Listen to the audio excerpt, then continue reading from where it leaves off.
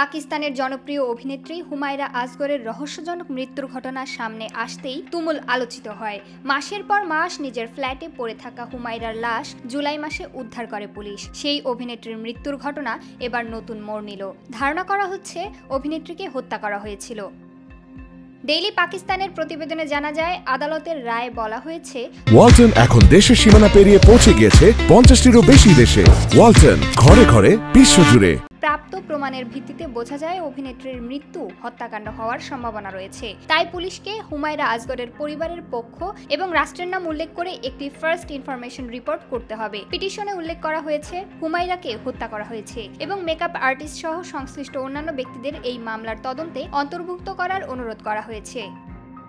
পিটিশনে আরও বলা হয়েছে, মৃত্যুর পরও হুমায়রার ফোন মাসের পর মাস সচল ছিল। পরিচিত এক মেকআপ আর্টিস্টের একাধিক কল তিনি ধরেননি। পরে হোয়াটসঅ্যাপে প্রোফাইল ছবি হঠাৎ সরিয়ে ফেলা হয়।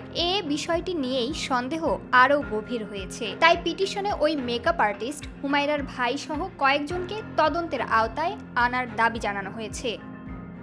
করাচির ডিফেন্স ফেজ 6 টিম গত 8 জুলাই ইত্তেহাদ কমার্শিয়ালের একটি ফ্ল্যাট থেকে হুমায়রার মরদেহ উদ্ধার করে। ধারণা করা হয় লাশ পাওয়ার প্রায় 8 মাস আগেই তিনি মারা গিয়েছিলেন। আর্থিক সমস্যায় ভুগছিলেন অভিনেত্রী।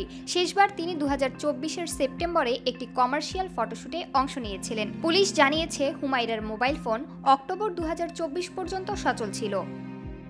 অভিনেত্রীর মৃত্যুতে সংশ্লিষ্ট সবাইকে জিজ্ঞাসাবাদ করা হতে পারে। এই সিদ্ধান্তের ফলে হুমায়রা আসগরের মৃত্যুর রহস্য উন্মোচনের দিকে নতুন এক ধাপ এগোলো। আশা করা যাচ্ছে, এই তদন্ত তার মৃত্যুর প্রকৃত কারণ ও অপরাধীদের শনাক্ত করতে সহায়ক হবে।